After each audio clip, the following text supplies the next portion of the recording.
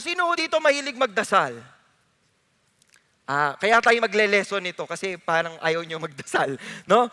Alam nyo po, merong isang survey, Gallup International Survey. Ang ranking po ng Pilipinas, the Philippines is the 5th most prayerful country in the world. Panlima. Panlima po, ilang bansa sa mundo? 6. Hindi, joke lang.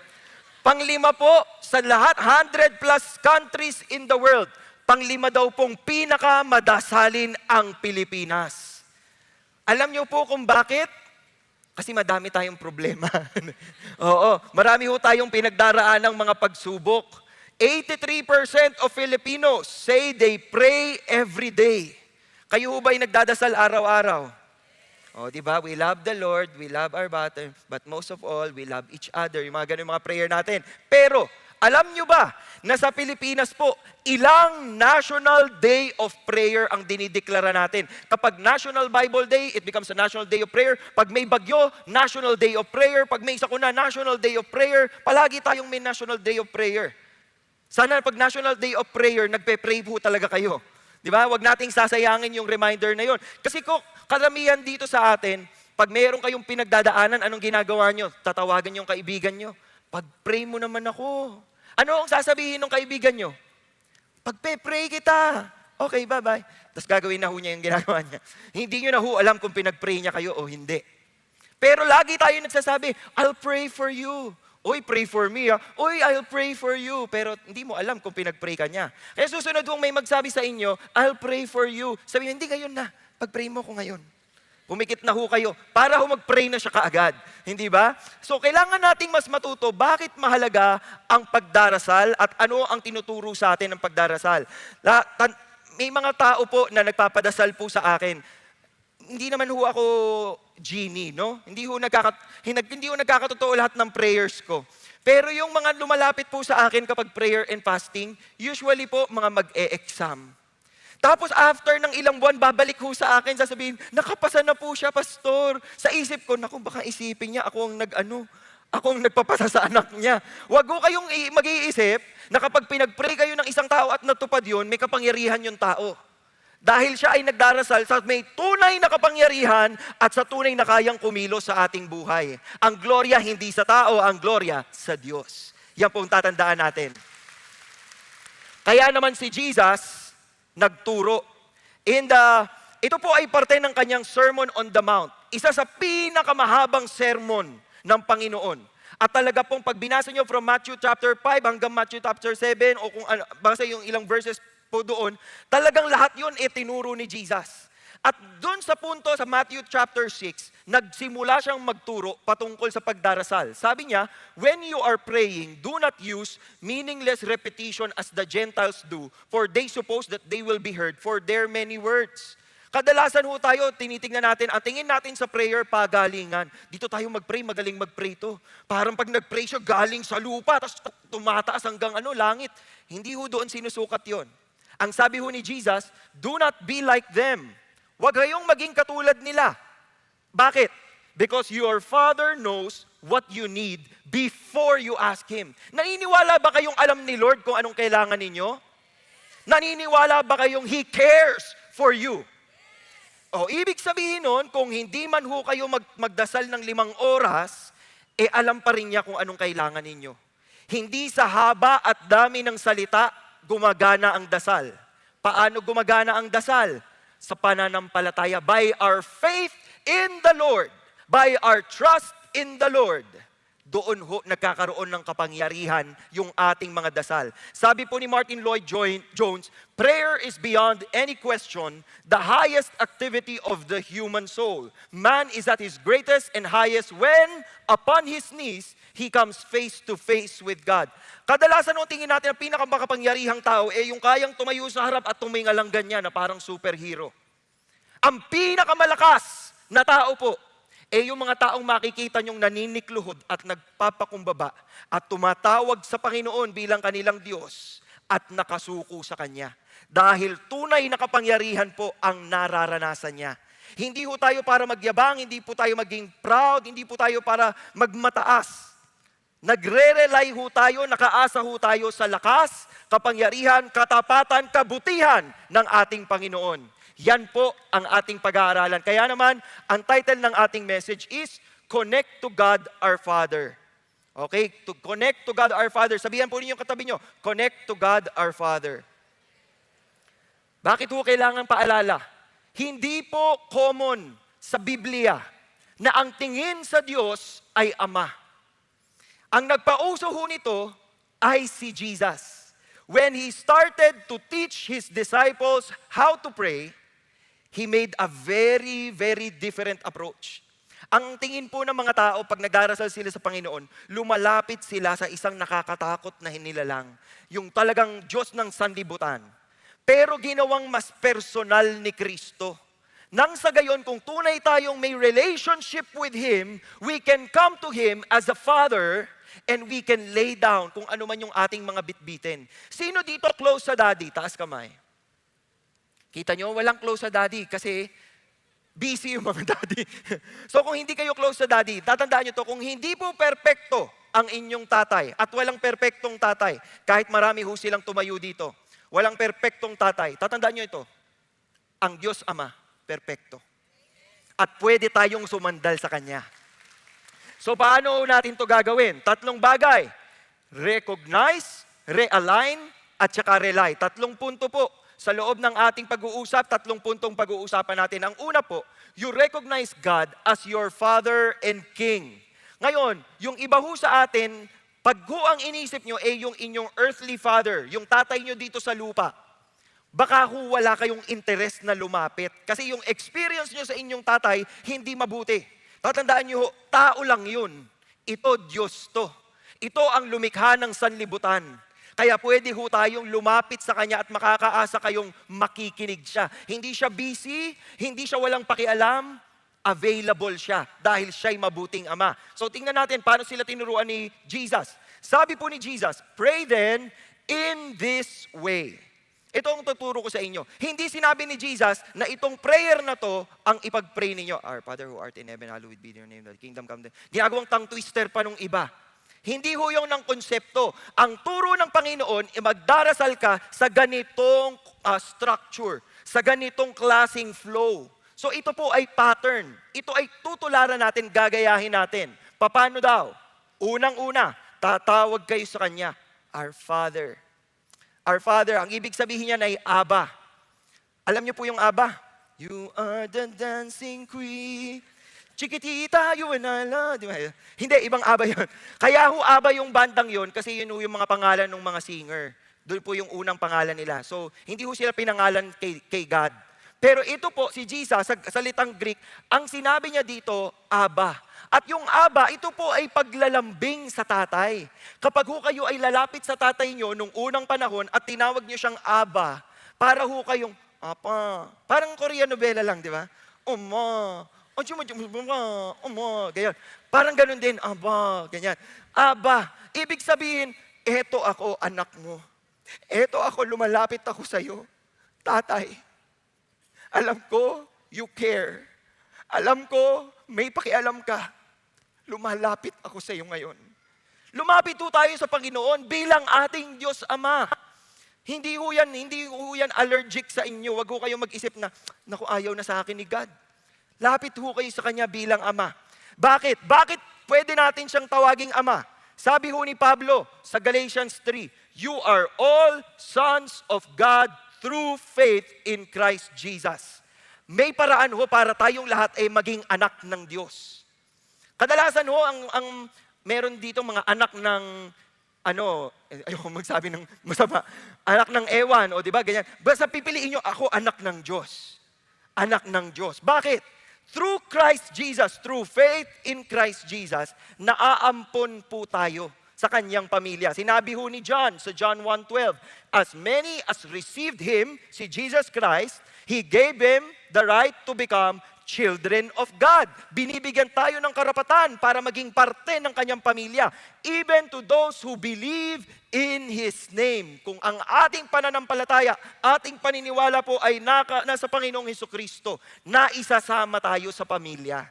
So tingnan niyo yung katabi niyo, kasama ho ba natin yan sa pamilya ni God? o malayo-layo na ho narating niya sa tulog niya. Di ba? Kasama ho natin kung sila ay nananampalataya sa Panginoon. Kaya naman ang blessing nun, tingnan niyo sa John 14, whatever you ask in my name. Pag sinabi hong in my name, hindi nyo ho idadagdag yung name ni Jesus, parang magic word na parang abracadabra. Yung iba po, para gumana yung prayer, lagyan mo ng in Jesus name. Di ba? Lord, crush ko to. Gustong gusto ko talaga siya. Sana sagutin po niya ako in Jesus name. Eh kung wala kang ginagawa, hindi ka niya sasagutin, hindi ka niya magugustuhan. Hindi ho nyo dinadagdag yung in Jesus name na parang magic word, abracadabra, alakazam. Hindi ganun. Pero pag sinabi mong you ask in His name, you ask in His person, in His identity, in His power, in His capacity. So, imposible ho tayong mag-ask in His name nang hindi nyo siya kilala. Kaya importante hong nagbabasa kayo ng salita ng Diyos. Importante ho na inaaral nyo yung salita ng Diyos. Importante ho na araw-araw kayong nakikipagtipan or nakikipag-fellowship sa ating Panginoon. That's when you can really ask in His name. We can be confident, we can be faithful, no? Bakit? Sabi niya, that will I do so that the Father may be glorified in the Son. Bakit? Kasi ho, ang answered prayer, sinong nag-glorify? Si God. Pag sinagot ho ang dasal ninyo, Lord, sana po magkasweldo na. Tapos nagkasweldo. Ang inyo pong pinipraise, ay buti na lang maaga yung accounting. Di ba? Huwag sa accounting kayo tumingin. Thank you, Lord. Narinig niyo yung prayer. Oh Lord, sana po sagutin ako. O sinagot ka, ay thank you, sinagot mo ko. Hindi, doon ka mag-thank you kay God. Biruin mo, sinagot ka niyan. Ganon dapat. Thank you, Lord. Kay Lord palagi ang balik natin, no? Doon sa Kanya tayo nagpapasalamat. O, tingnan natin. Our Father who is in heaven, hallowed be your name. Ano namang ibig sabihin ng hallowed? Ang hallowed po, diyan po galing ang Deathly Hallows. Harry Potter pala. Hindi ho yan yon. Ang hallowed po, ang ibig sabihin nito sa salitang Griego ay hagiatso. Sabihin nyo nga po, hagiatso. Parang ayaw nyo na, ha? Hagiatso. It means to make holy, consecrate, sanctify. Dinidedicate mo. Talagang siniset apart mo itong bagay na to bilang banal, bilang mahalaga sa iyo. Sabi dito, treat it as absolutely sacred. Ayaw mo tong masisira, ayaw mo tong mababastos, ayaw mo tong mapagtatawanan, to make something your ultimate concern. So when you talk to God in prayer, you are entering a holy space. Ibig sabihin, huwag tayong nagdadasal lang ng walang pakialam, nang wala ho sa puso ninyo, nagdasal lang kayo, nagsalita lang kayo. Jesus, thank you sa pagkain ito. In Jesus' name we pray, amen. Hindi. Pumapasok tayo sa presensya niya. At sa presensya niya po, may kapangyarihan, may kapayapaan, may pagmamahal. So lahat ho yun na-enjoy natin, no? To make it the most important, most crucial thing. Anong ibig sabihin nito? When you hallow the name of God, whether you eat or drink or whatever you do, gagawin mo siya para kanino? For the glory of God. Do all to the glory of God. Kaya kung estudyante ka, gagalingan mo mag-aral. Hindi para mag-top 1. Gagalingan mo mag-aral for the glory of God. Kung empleyado ka, hindi ka matutulog sa opisina. Hindi ka manunood ng Netflix sa opisina. Binabayaran ka, nakatapos ka na ng isang buong series. Oh, hindi mo gagawin yon. Bakit? Kasi ang gusto mo, ang glory na pupunta sa Panginoon. So sa lahat ng iyong gagawin, lagi mong tatanungin, Lord, nakaka-glorify po ba ito sa iyo? Imposible nyo hong ipagdasal at sabihin sa Diyos, Lord, hallowed be your name. Or Lord, talagang ginagawa ko pong banal ang inyong pangalan. Kaya lang ikaw hindi naman banal. Imposible mong sabihin yon na, Lord, hinahalo ko po ang inyong pangalan. I am treating your name holy. Tapos ikaw gumagawa lang ng kasalanan. Hindi pa pwede yon. Kailangan, if you want God to be hallowed, if you want God to be sanctified in your life, kailangan buong buo sa iyong puso. Lord, banal. Tinawag mo akong maging banal. So tulungan mo po akong sumunod sa iyo. Tulungan mo po akong wag magkamali, wag madapa, wag maligaw. Kasi gusto ko pong maging banal para sa iyo. Malinaw po ba yon? Parang tulog na po kayo ha. Sumunod po. Anong susunod na prayer? Hallowed be your name. Your kingdom come. Eto na. thy kingdom come. Anong ibig sabihin ng your kingdom come? Pag sinabi niyo pong your kingdom come, gusto mo nang bumalik si Jesus. How many of you want Jesus to return? Yung iba po, ayaw nyo pa. Wait lang, Jesus, hindi pa ako ready. No? Pero yung iba ready na po. No? Bakit kaya? Pag sinabi po nating your kingdom come, hinihingi mo sa Panginoon na yung kanyang kaharian, talagang masakop lahat po ng kinalalagyan ninyo. Hindi lamang sa inyong tahanan, not only in your house, but maybe in your barangay, Lord, let your kingdom come. Not only in your barangay, maybe in your city, Lord, let your kingdom come. Not only in your city, maybe in the region, Lord, let your kingdom come. Not only in the region, maybe in the entire Philippines, Lord, let your kingdom come. Not only in the Philippines, but throughout the rest of the world, Lord, let your kingdom come. Maghari ka. Maghari ka sa aming mundo, maghari ka sa aming tahanan, maghari ka sa aming opisina, sa aming eskwelahan. Iniimbitahan mo ang Panginoon na maghari sa sanlibutan. Kaya hindi mo naman ito pwedeng ipagdasal kung ikaw ang harang. Di ba? Lord, let your kingdom come. Pero hindi nakikita sa buhay mo ang tamang pamumuhay. Baliwala yung dasal. Kasi hindi naman darating ang kingdom kung hindi ho tayo nagpipreach ng gospel. Tatandaan niyo po ito papakita ko sa inyo. Sabi ho sa Revelation 6:15 and 17, the kingdom of the world has become the kingdom of our Lord and of His Christ, and He will reign forever and ever. Yan ho ang goal. In the future, siya po ang maghahari. Ngayon po ang naghahari, mga kasalanang tao, mga sakim na tao, mga korap na tao, pero darating ang araw, Jesus will reign forever and ever. Kaya nagpapasalamat ho sa Kanya. Isa pa hong sinabi sa Revelation 22, there will be no longer be any curse, and the throne of God and of the Lamb will be in it, and His bond servants will serve Him. Paglilingkuran natin siya.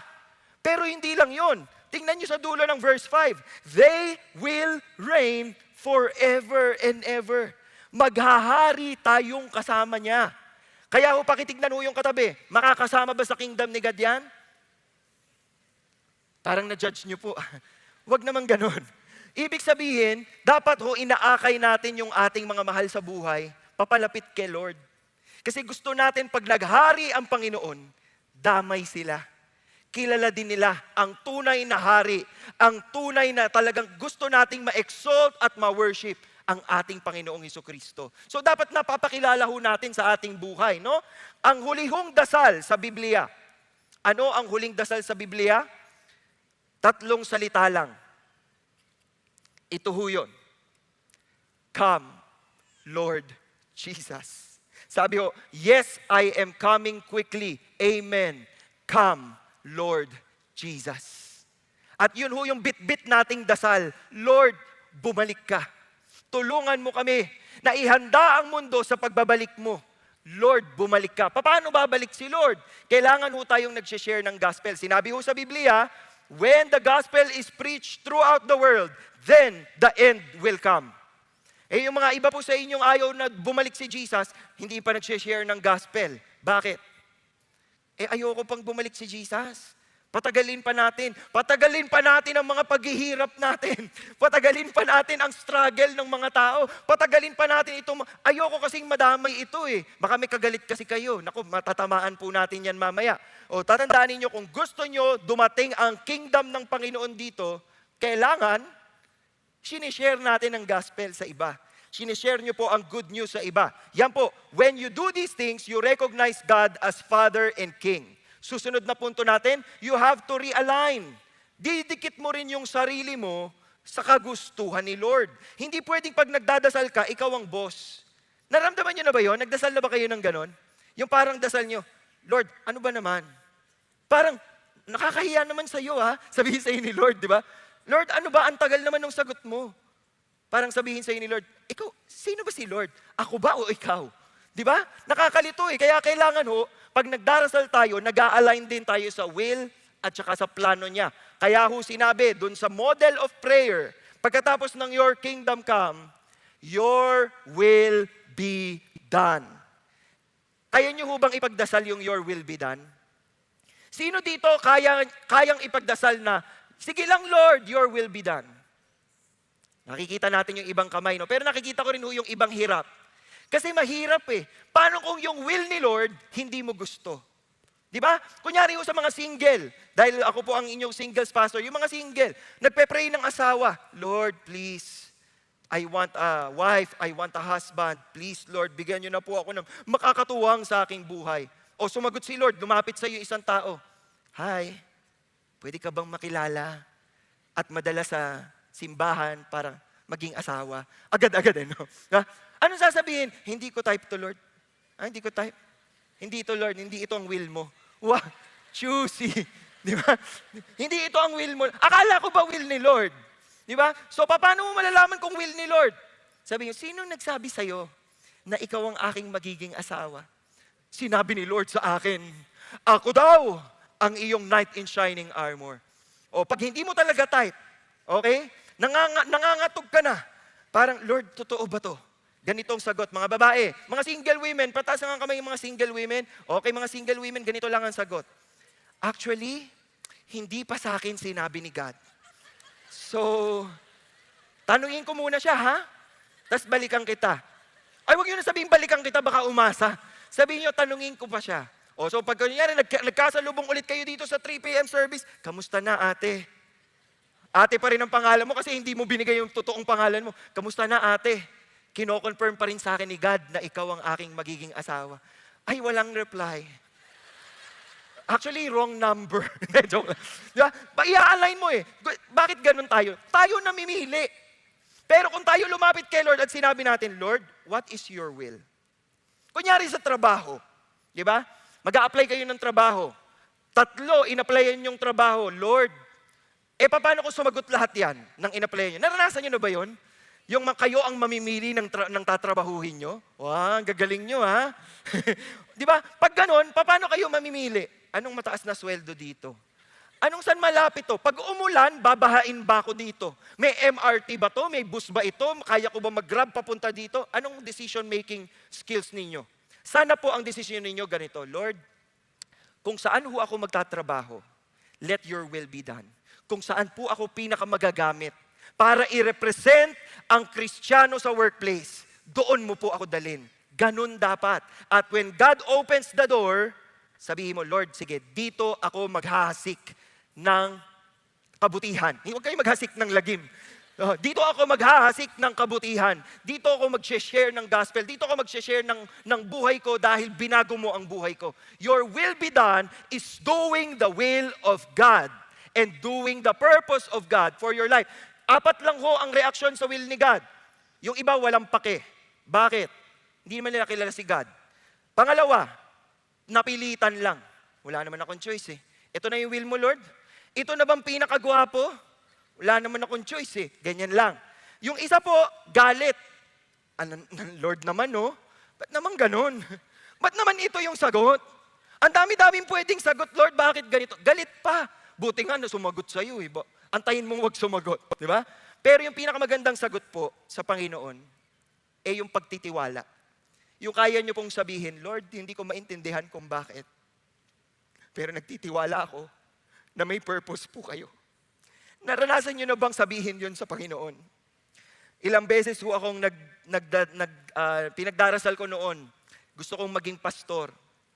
Gusto ko talaga maglingkod kay Lord. Pero nung pumasok ko ako ng CCF, hindi naman ho pagpapastor yung pinasukan ko. I was the communications coordinator of CCF kasi galing akong advertising eh. So pagpasok ko, sabi ko, Lord, ito na ba yun? Magiging pastor na po ba ako? Aba, sabi ni Lord, hindi. Okay po. So sige po, maglilingkod na lang po ako sa inyo. And I was serving Him.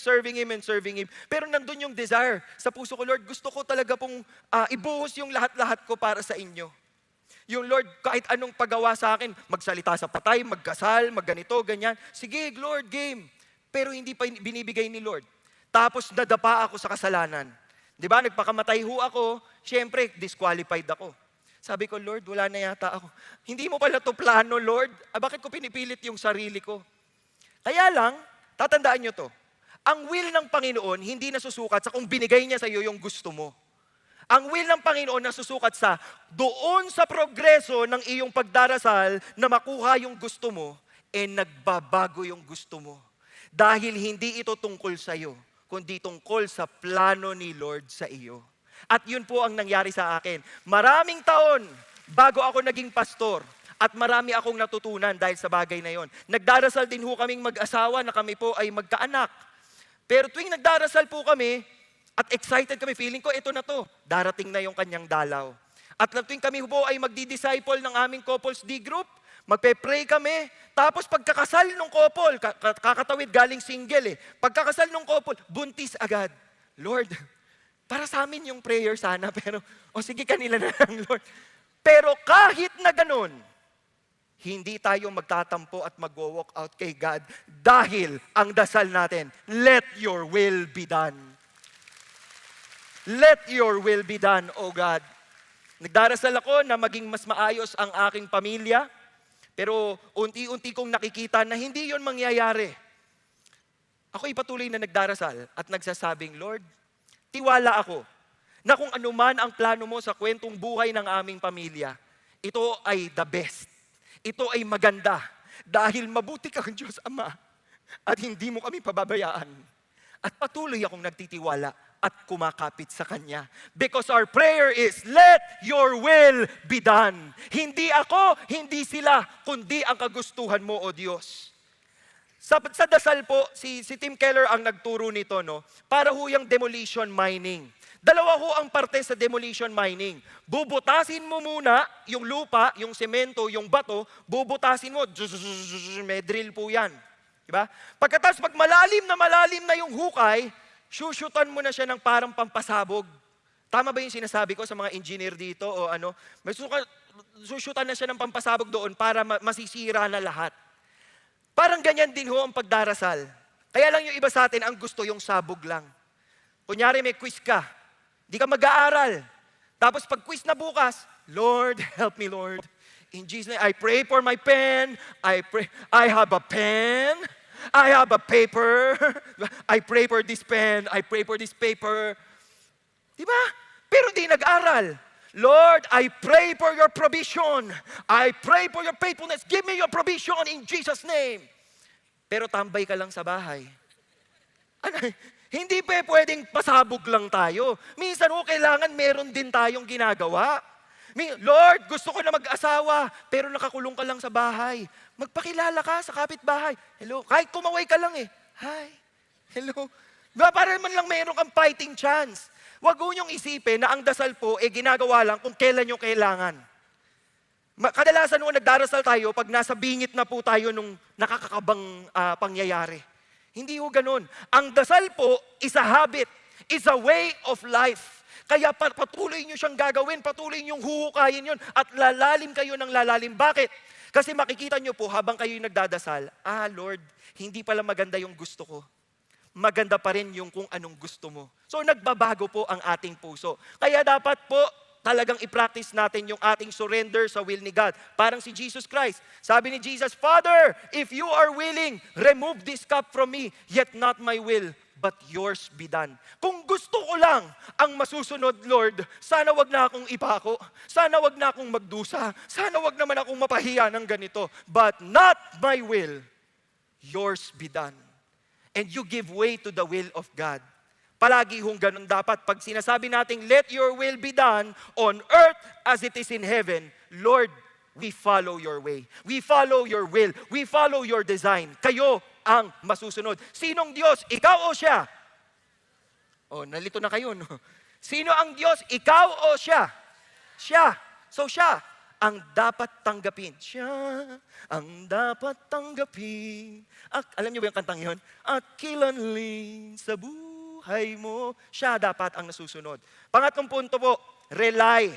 Eto na, rely. Mahirap to, kailangan ho natin kumapit sa mga upuan natin. Kasi yung iba ho sa atin, parang hinuhold up natin si Lord Lord, nasaan blessing dyan? Lord, nasaan blessing dyan? Parang hold-upper lang Kailangan nakadikit tayo sa Kanya at nakaasa tayo sa Kanya. Unang-una sa ating mga physical na pangangailangan. Ang sabi ho sa Matthew 6:11, ito dapat araw-araw niyong dasal. Give us this day,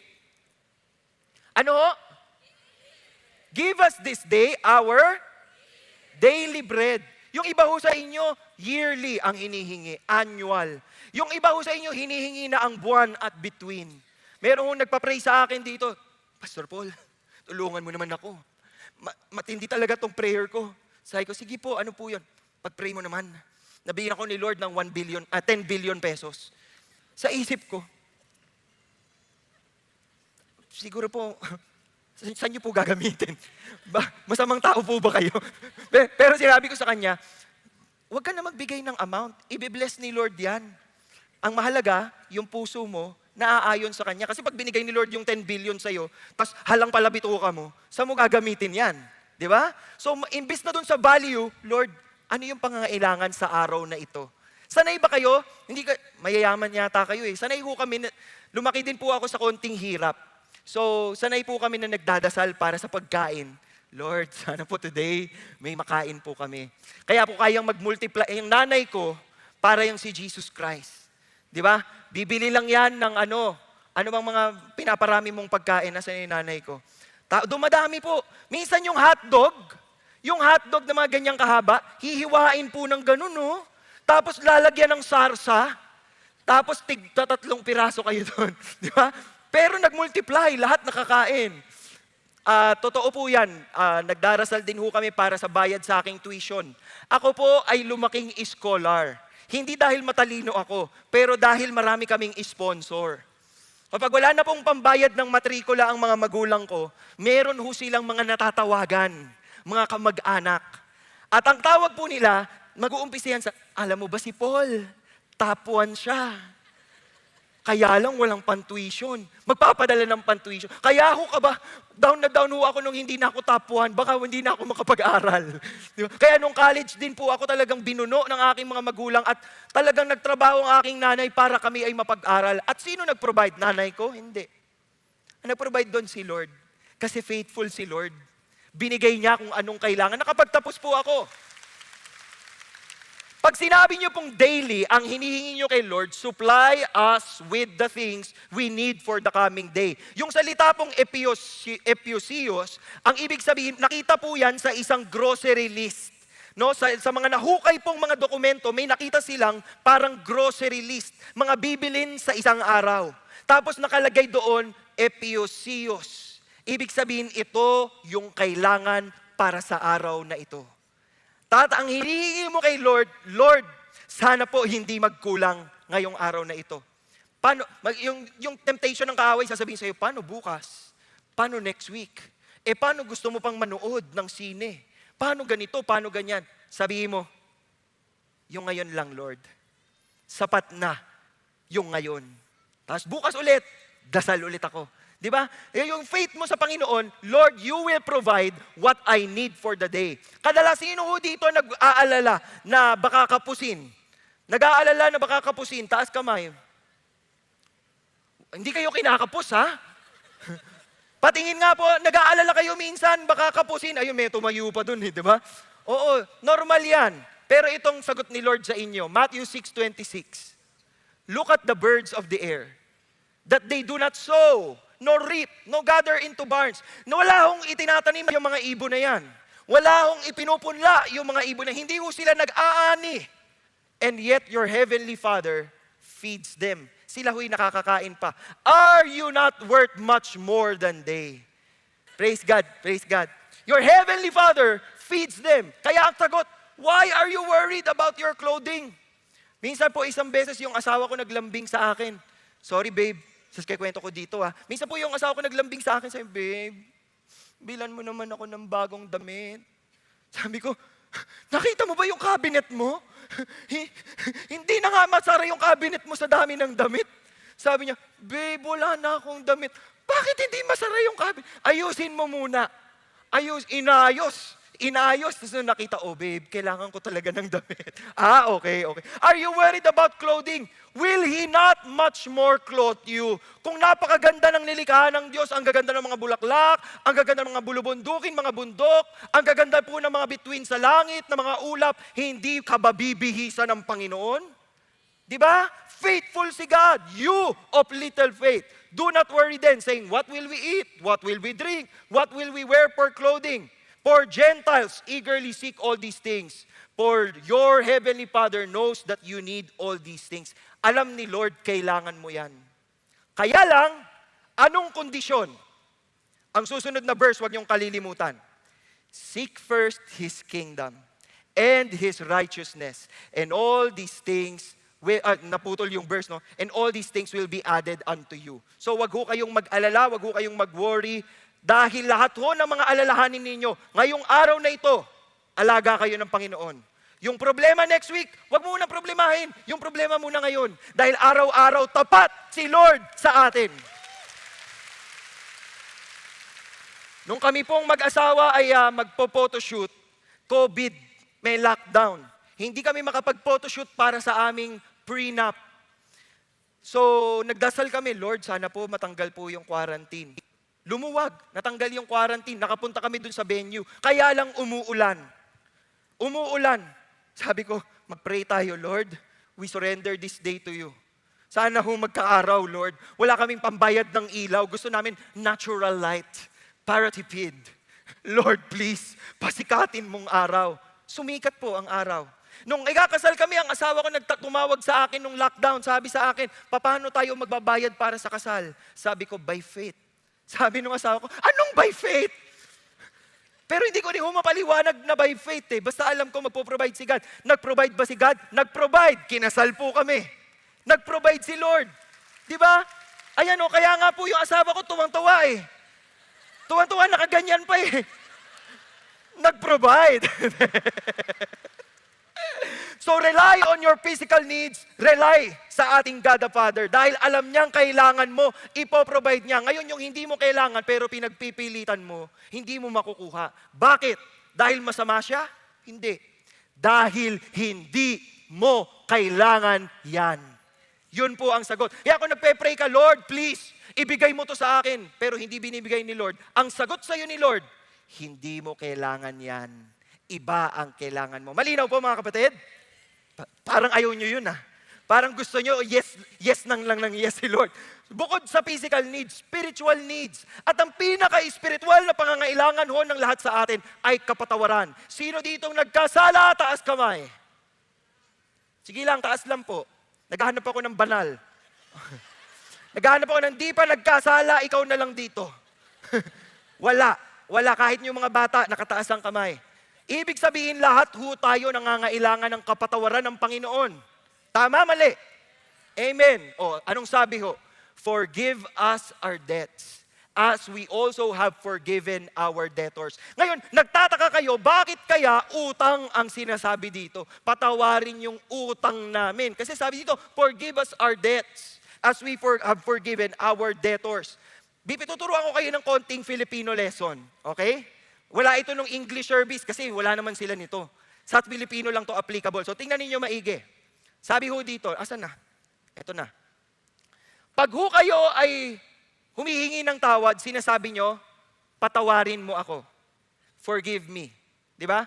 Kapag ho kayo hindi makakabayad ng utang, ang sinasabi nyo po, patawad po, bukas pa ang bayad. Di ba? I'm sorry, I can pay tomorrow. Pag ho kayo ay hihingi ng discount sa Divisoria. Yung iba ho sa inyo, sanay na sanay sa Divisoria, kaya kahit sa mall, tumatawad. Wala hong tawad sa mall. Doon lang ho sa Divisoria pwede. Kami ho, pag nasa ibang bansa kami, tumatawad din kami, kala mo Divisoria eh. Kaya yung mga tindera po sa ibang bansa, alam agad pag Pilipino eh.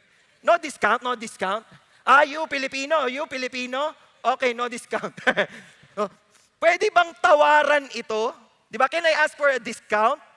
Yung salitang hindi matatawaran. Alam niyo ibig sabihin ng hindi matatawaran, di ba? Hindi matatawaran ang galing niya. His excellence is indecimable. Ibig sabihin, hindi ko pwedeng computein. Pag pinaghalo-halo niyo po yung konsepto na yan, ang ibig sabihin po nito, ang kapatawaran or forgiveness, it has value. Kaya ho, yung same word, ginagamit ho natin pag tayo bumibili o nakikipagpalit or nakikipagtawaran. Yung tawad na word, ay merong value. May halaga. Hindi ho pwedeng humingi ng tawad tapos gagawin mo lang ulit. Hindi po pwedeng humingi ng tawad pero hindi ka talaga nagsisisi dahil may halaga yung kapatawaran, Yun po ang object lesson natin dito. Forgiveness means someone pays for what you did not pay for. Diba, Lord, patawarin mo ako. May magbabayad ng utang mo. Bakit naging utang yon? Tingnan niyo ho itong mga salitang ito. Iba-iba ho ang salita para sa kasalanan. Pwede ho siyang hamartia, meaning you miss the mark. Sumablay ka. Pwede ho siyang breaking the law or parabasis. Ibig sabihin naman ito, lumampas ka naman. Ito lang ang pwede, nilampasan mo. Parabasis yon. Pwede rin siyang paraptoma. Ibig sabihin, Lola, pahingin paraptoma. Hindi yan yun. Ang ibig sabihin yan, hindi ka nag-isip, natisod ka. Yan makikita nyo dyan sa Galatians. Lawlessness, ibig sabihin wala talagang gabay sa iyo, anomia. Ito, death. Sa Matthew 6, ang salita ho dyan ay ophailema. Ito po ay obligasyon. Obligasyon natin. Pag tayo'y nagkasala, kailangan ng kabayaran. At sinabi ho sa Biblia, ang kabayaran sa kasalanan ay kamatayan. Kaya kung tayo ay nagkasala, lalapit tayo sa Panginoon at sasabihin natin, Panginoon, patawarin niyo po ako. Alam ko po na binayaran po ito ng banal na dugo ninyo nung kayo po ay namatay sa krus ng Kalbaryo. Pero Lord, help me change.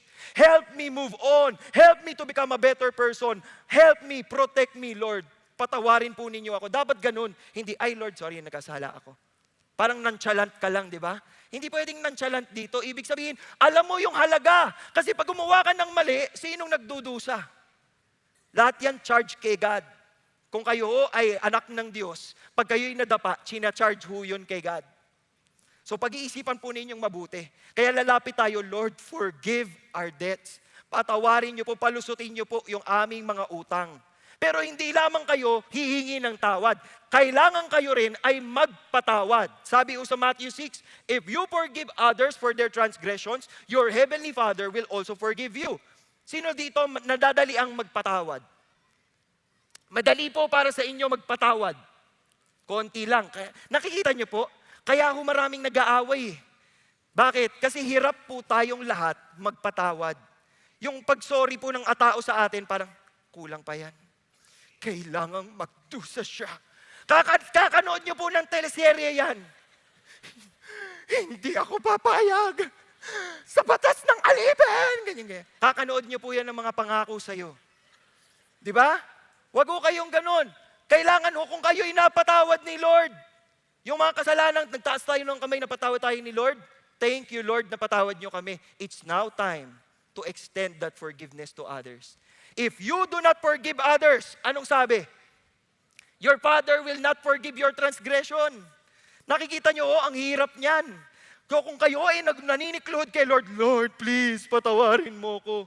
Pero ayoko patawarin tong palto, ayoko dito Isipin po ninyo kung seseryosohin ni Lord yung paghingi natin ng tawad. Hindi ba? Lord, patawarin niyo ako, pero ito, ayoko itong patawarin, God. Hindi pa ito nag-sorry sa akin Tandaan po ninyo, ang pagpapatawad po ay minsan nauuna. Nauunang ibigay. Para pag lumapit sa inyo yung tao, pwede ba akong humingi ng sorry? Matagal na kitang napatawad. Ipinagpasa Diyos na lamang kita. At hiningi ko kay God na sa putong ito ay kumidlat at kidlatan ka. May galit pa rin pala. Hindi pa pwede. Dapat napatawad nyo na. Bakit nyo papatawarin? Bakit nyo papatawarin? Dahil mabuting tao kayo? Hindi po, wala hong mabuti. There is no one righteous, not even one. Pero kaya ho nyo ipapatawarin dahil naramdaman, naranasan, nakita nyo po, na kayang patawarin palampasin ng Panginoon yung pinakamalalang kasalanan na gawa natin. Kaya kung napatawad tayo, sino tayo para hindi magpatawad sa iba? Yan po ang word ng Panginoon sa atin. Ito pa po, sabi ho ni Jesus sa Mark 11, tingnan nyo maigi whenever you stand praying, forgive. Kapag magdarasal kayo, bago pa man mag-sorry yung mga kaaway ninyo, kalaban ninyo, desisyonan nyo na sa puso ninyo, Lord, humihingi po ako ng tawad. At sa puntong ito, Lord, dinideclare ko rin po na napatawad ko na po si ganito, si ganyan. Lord, sinusuko ko po sila sa inyo, kunin nyo na sila. Hindi ganon. Hindi ganon. Diba? Lord, sinusuko ko po sila sa inyo. Kayo na po ang bahala. Diba? Ganon dapat, pinapalaya mo sila. When you stand praying, forgive if you have anything against anyone. Pag ikaw ang may sama ng loob sa iba, yan ang ibig sabihin. So that your Father who is in heaven will also forgive you your transgressions. Kasi imposibleng nanghihingi ka ng sorry kay God, pero ikaw hindi ka marunong magpatawad. Di ba? Lord, patawarin mo ako, pero ayoko tong patawarin. Pangit yun. Kailangan nagpapatawad din tayo. If you do not forgive, neither will your Father who is in heaven will forgive you. Si Peter po, sabi ni Peter Tanchi, hindi, joke lang. Si Apostle Peter, sabi po ni Peter, Lord, how often shall my brother sin against me and I forgive him? Up to 7 times? Anong ginagawa dito ni Pedro? Nagpapabida si Pedro. Kasi sa batas nila, sa mga Hudyo, 3 beses ang iyong pagpapatawad. 4 na beses. So hinihigitan niya, ginawa niya pong 7 beses para bida-bida siya. Lord, paano pag may nagkamali sa akin? Paano ko siya patatawarin? Mga hanggang 7? 7 times? Sinagot siya ni Jesus, hindi up to 7 times, but up to 70 times 7. 70 times 7 is 490. Ay, joke lang. Mahina ako sa math. Paki-confirm. Tama po ba? 7 times 7, 49. Plus 0. Tama, 490? Oh, Lord, best in math. Best in math. Best in math agad. No? Hindi ho kayo para magbilang. Asawa nyo, nag-sorry na naman sa inyo. Pang 439 mo na yan, ha? Hindi ho ganon. 460 na. Di ba? Konti na lang. Kick out ka na. Hindi ho ganon. Hindi ho para kayo ay magbilang. Ang ibig sabihin ni Jesus dyan, hanggat kayang magpatawad, magpatawad. Dahil tayo ay pinatawad. Di ba? Hindi nyo mararamdaman yan kung hindi nyo na-feel na pinorgive kayo ni Lord. Pero ako po, sa dami ng kasalanan ko, at sa dami ng mali sa buhay ko, at sa mga patuloy ko pang pagkakamali, pag nire-reflect ko, Lord, thank you. Salamat, Panginoon. Tinatanggap mo pa din ako. Tinatanggap mo pa rin yung dasal ko, yung worship ko. Salamat sa grasya. Salamat sa mercy. Salamat sa love. And it humbles you. It makes you a person subject to the grace of God. Sabi po ni Corrie ten Boom, forgiveness is an act of the will. And the will can function regardless of the temperature of the heart. Minsan ayaw ng puso kong magpatawad. Pero kaya mong desisyonang magpatawad. Minsan ho, yung puso na lang ang susunod. Mauuna muna, nadidesisyonan mo sa iyong sariling will, Lord, I forgive this person. Magugulat kayo pagising nyo isang umaga, hindi na kayo galit sa asawa ninyo. Magugulat kayo, nakita nyo sa Facebook yung kalaban ninyo, nilike nyo pa yung post. Bakit? Kasi nauna mo na siyang patawarin. Lagi ko sinasabi sa mga kinakasal ko, paunahan kayong mag-sorry. Pag nag-away po ang mag-asawa, hindi kasalanan ng isa. Pag nag-away silang dalawa, kasalanan nilang dalawa. Kasi wala namang aawayin yung isa kundi sasagot yung isa eh. So ang mangyayari po, paunahan na lang kayong mag-sorry.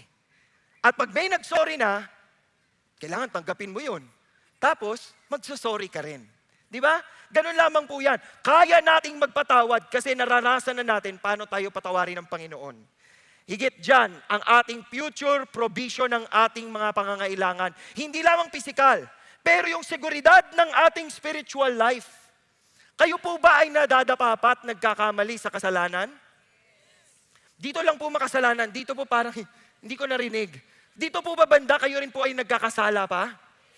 Okay. Diyan po sa taas. Sila lang, parang konti lang. Ako, buti na lang. Banal na tong mga tao dito. Hindi, joke lang. Kailangan din po nating ipagdasal yung ating future. Tingnan ninyo, sabi ni Jesus, do not lead us into temptation, but deliver us from evil. Pag sinabi mong do not lead us into temptation, ano hong ibig sabihin? Ibig sabihin ba nun, pag kayo'y nagkasala, kasalanan ni Lord? Si Lord ba ang nagtetempt sa atin? Eto ng kasalanan. Oh, lumapit ka. Di ba? Si Lord ba gagawa nun? Hindi ba yung kalaban ang gagawa nun? Bakit do not lead us into temptation? Kailangan nyo pong maintindihan ito.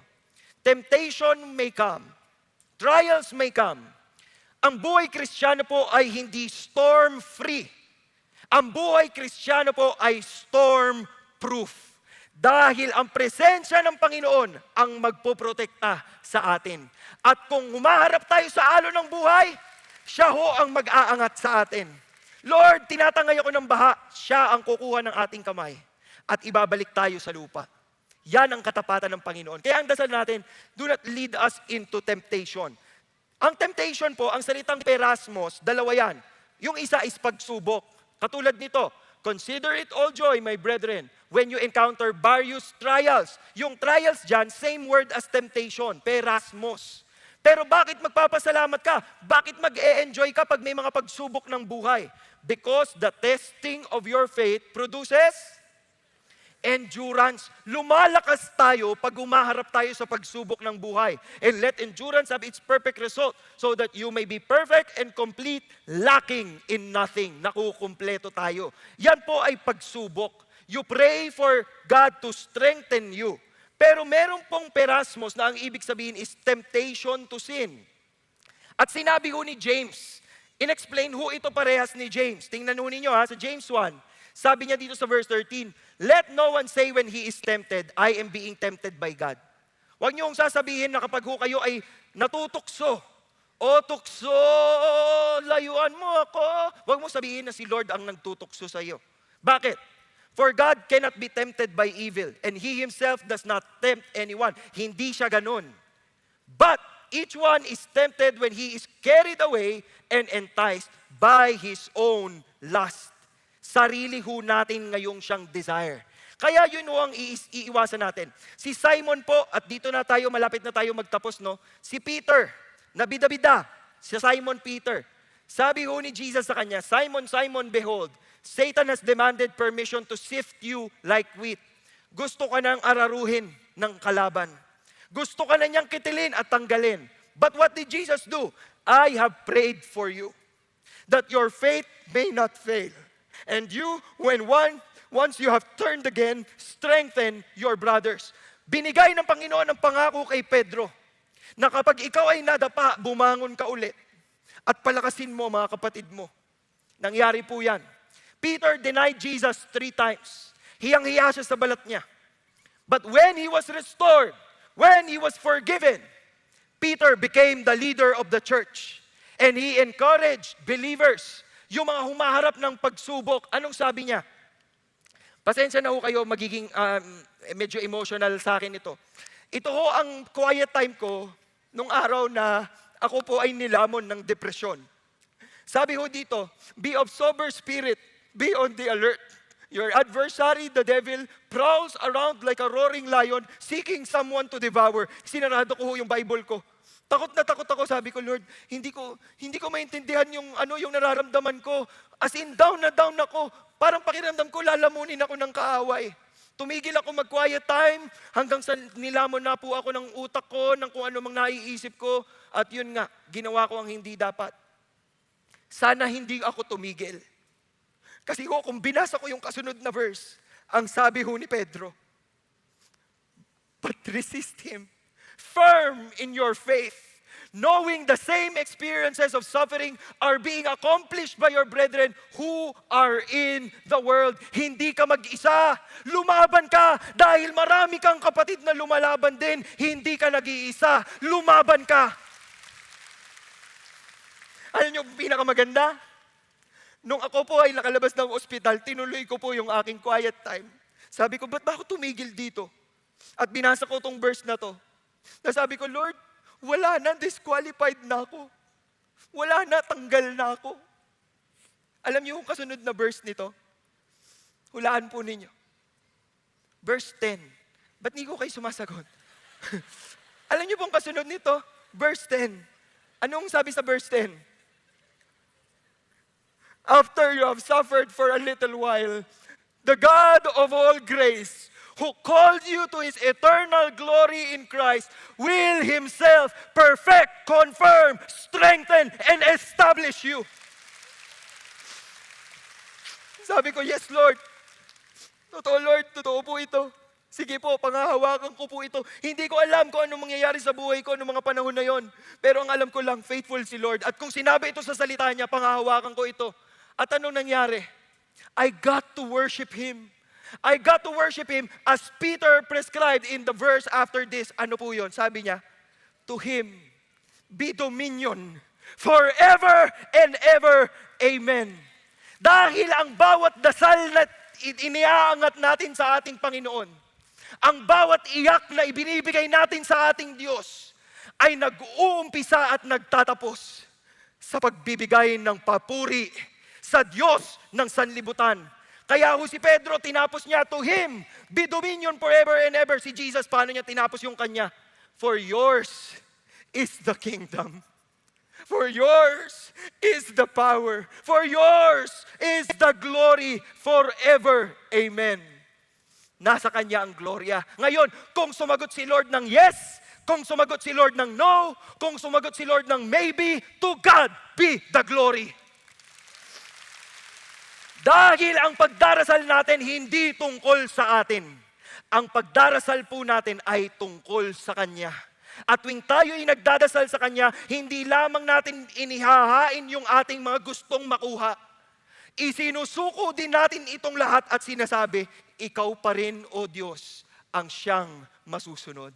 And that is why many of the apostles, many of the authors in Scripture would end their letters this way. Katulad po ni Jude, now to Him who is able to keep you from stumbling and to make you stand in the presence of His glory, blameless with great joy, to the only God, our Savior, through Jesus Christ our Lord, be glory, majesty, dominion, and authority before all time, now and forever. Amen. Sa Kanya ang balik ng papuri at pasasalamat.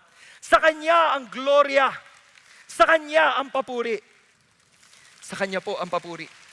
Dahil kung tunay tayong nagdadasal, ibinibigay natin sa Kanya ang ating papurit pasasalamat.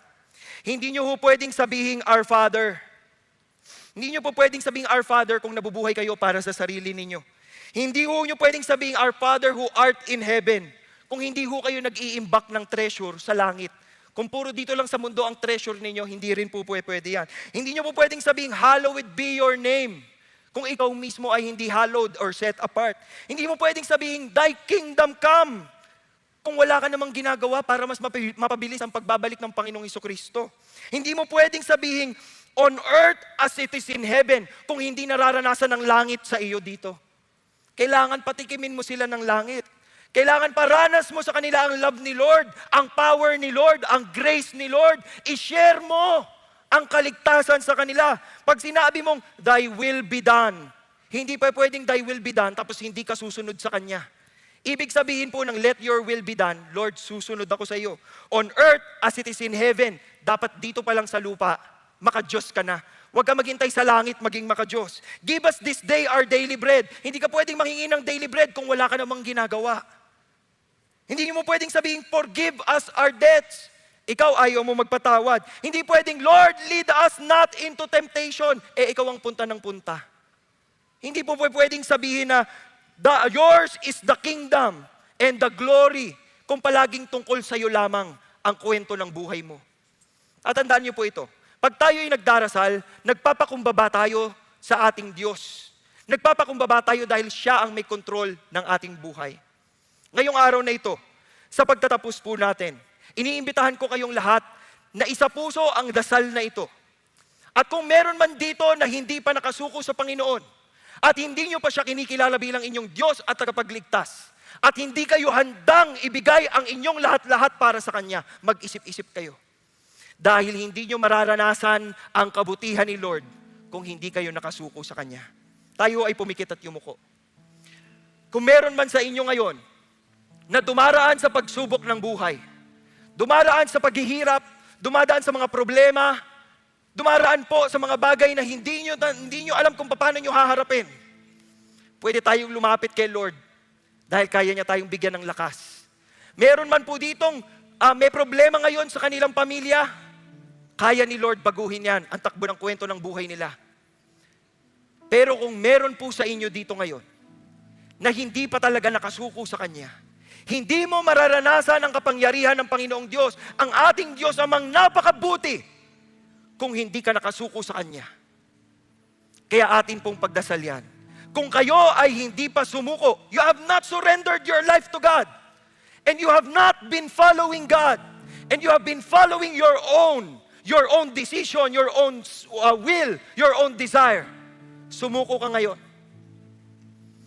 Sabihin mo sa Kanya, Panginoon, pinagsisisihan ko po ang mga bagay na ito. Sorry, Lord, for all the things that I've done that are not pleasing to you. I ask for your forgiveness. I ask for your cleansing. Wash me clean by the blood of the Lamb and forgive me of my sins, as I also grant forgiveness to those who have wronged me. Lord, it is our prayer that these people will come to know you as Lord and Savior, and they will surrender to you and follow you for the rest of their lives. Ngayon, para sa ating lahat, kung ngayong araw na itong nangangako ka that you will talk to God as your Heavenly Father, and that you will have a revitalized prayer life, I want you to make a stand. Tumayo ka ngayon. Tumayo ka at kausapin mo ang Diyos Ama. Kausapin mo si God at sabihin mo, Lord, I want to be able to pray to you. I want to be able to go all out to you in prayer. I want to be able to trust you. I want to be able to hold on to you sa lahat ng pagsubok sa aking buhay. We know that you are a